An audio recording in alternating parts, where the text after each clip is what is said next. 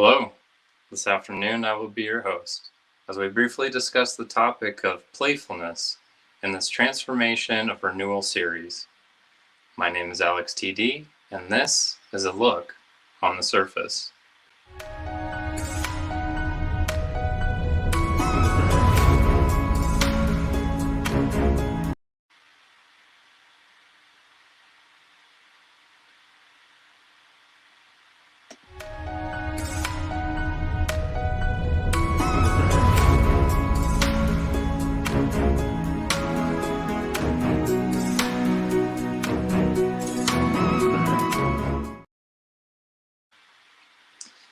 Taking into consideration what we discussed last week about creating harmony, we can bring that concept of this and that, one or the other, and the dance that is made to get to know and understand and create closeness and connect and eventually become more intimately knowing of one another. That's not necessarily proximity.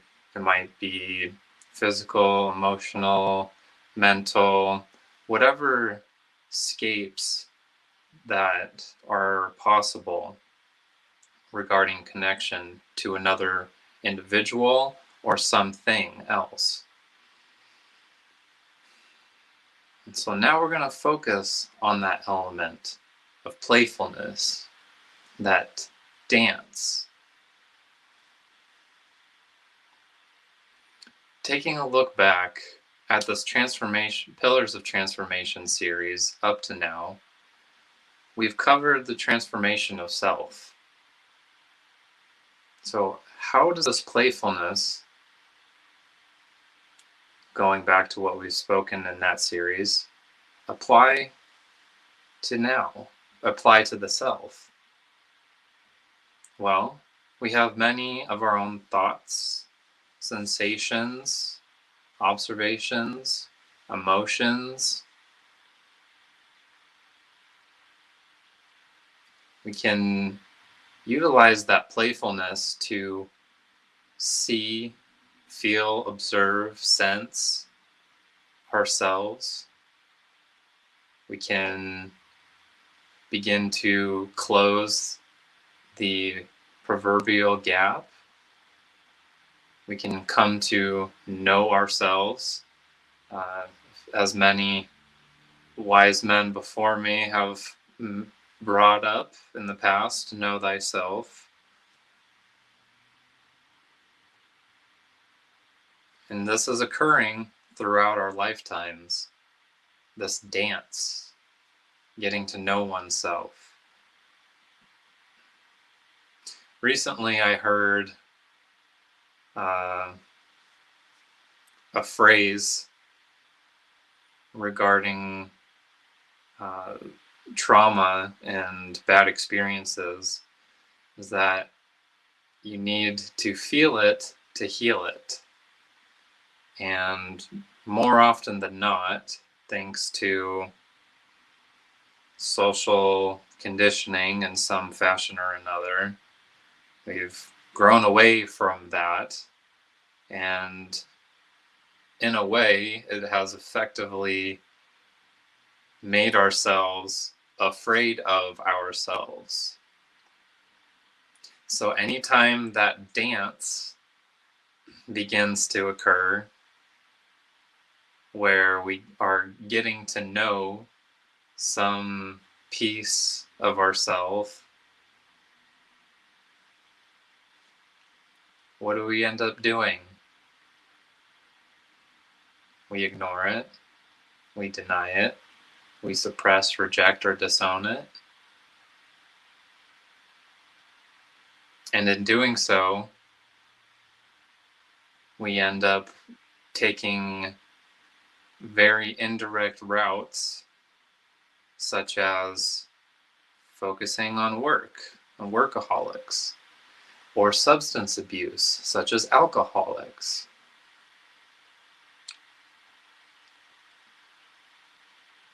Even food. even the dialogue and the way and the words that are being used to speak, either to oneself or to others. And this could come out as gossip, complaints, fill in the blank.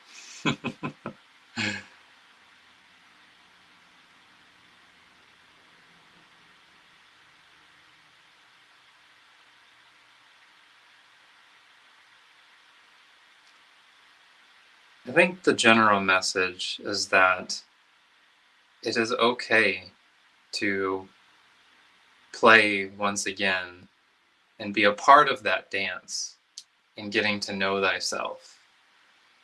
Yes, we've learned that it's scary, bad, or wrong, shameful, or maybe we should be guilty that we're experiencing or feeling a certain way.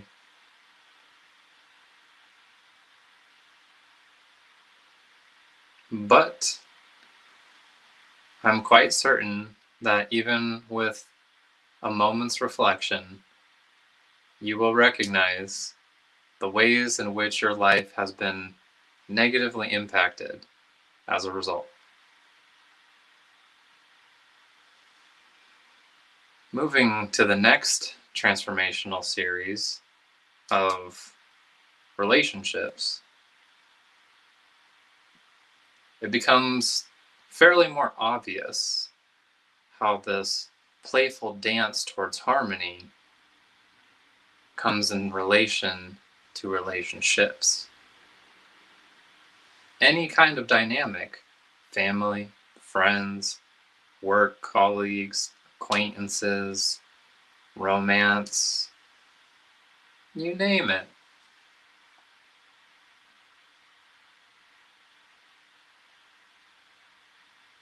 However, as we've discussed in the previous series, we also know that the limitation to engaging in that playful dance towards harmony with others is inhibited by the degree to which we can or cannot do so for ourselves. So we have those two pieces, and we'll bring them down the line. And in the third series, the transformational series on community, we can then see how this playful dance towards harmony may be pertinent or impacts the way in which we have or experience community. So as you can see, we have this very natural progression that is taking place. The steps, if you will, follow one another in perfect sequence, just as nature might have intended it to be.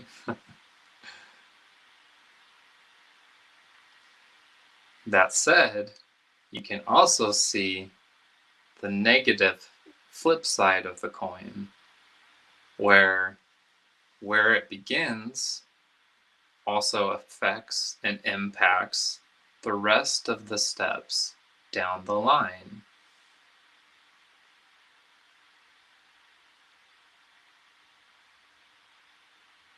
And this is how we get to where we are in the Transformation of Renewal series. Because oftentimes it isn't until the symptoms or the effects of such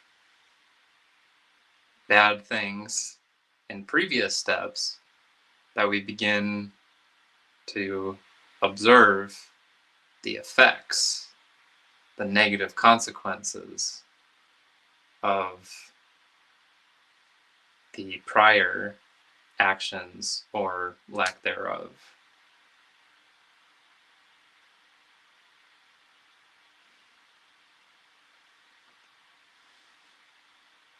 And it is at this point that we become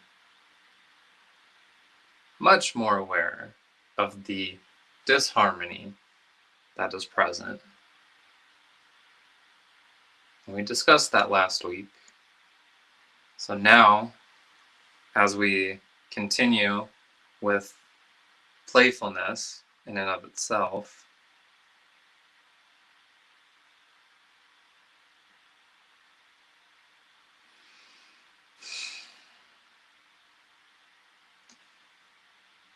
why has this become lost, foregone in some way, maybe even altogether?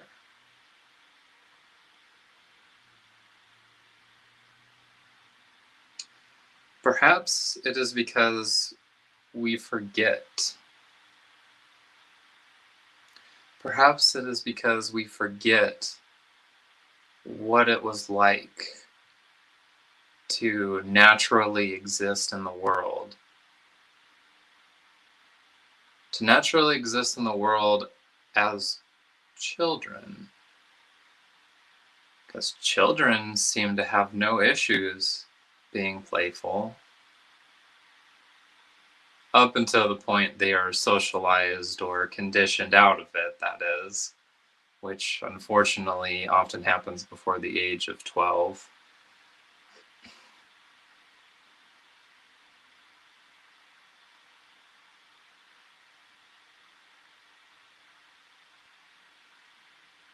So with this global collective forgetting, if you will, it would seem that the most obvious resolution would be for everyone to once again remember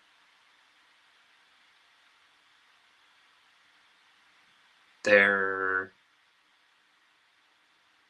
childlike selves that they've lost, forgotten, or left behind in some metaphorical way, shape, or form, be it emotional, mental, psychological, I guess even somatically nowadays too. There's a lot of research on that.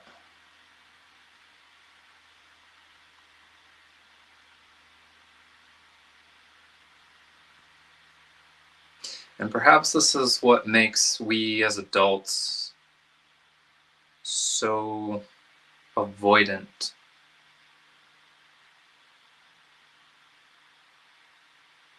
Because if we need to feel it to heal it, as that phrase that I've recently heard goes,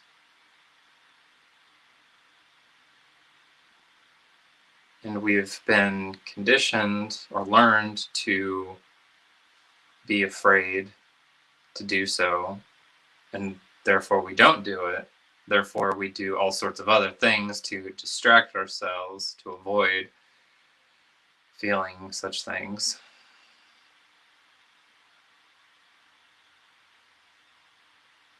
Then perhaps that's where things are stuck at.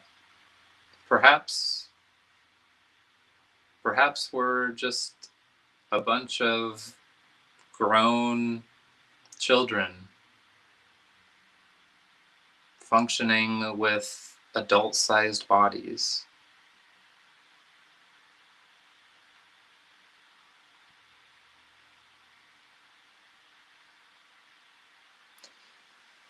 From what I've gathered up to this point in my life,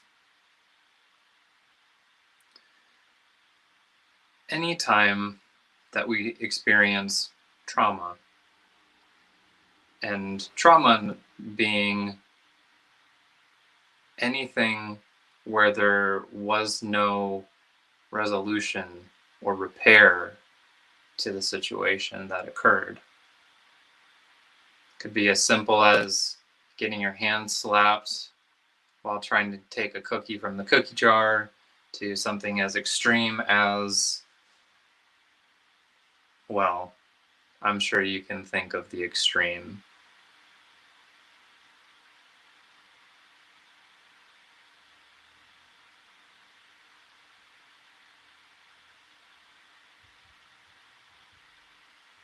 Anytime that a trauma occurs, simple, extreme, or complex,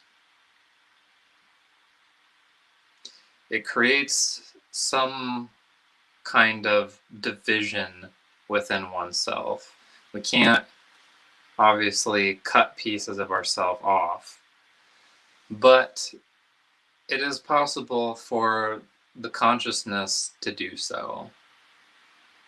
And you might have some vague idea of this when it comes to multiple personalities or something of that nature. And in many ways, we're really no different.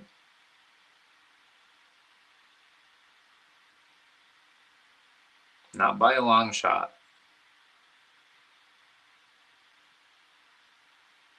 Because dysfunction is unfortunately the norm.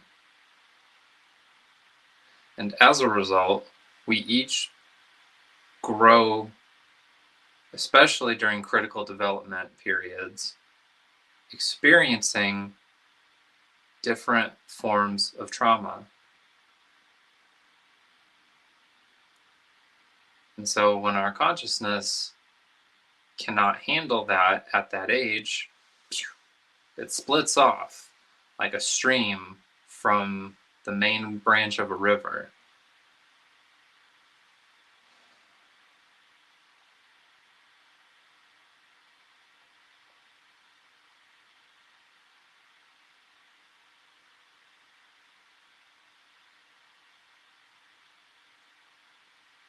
And so,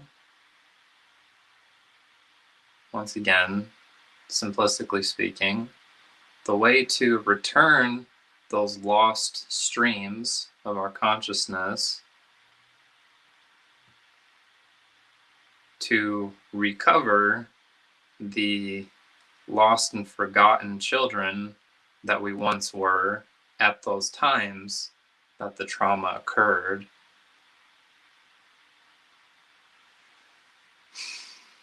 we gotta feel what happened.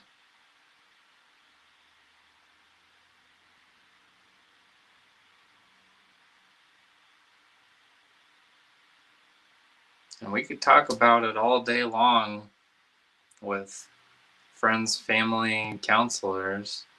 That's not to say there are not good counselors, but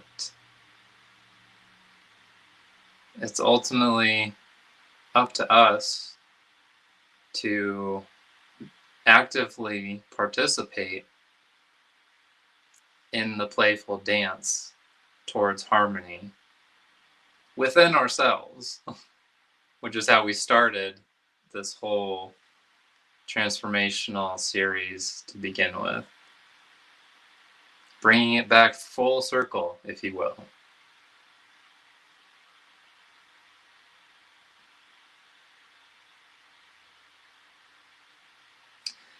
That'll be all for now. I thank you for your time. My name is Alex TD, and this has been A Look on the Surface.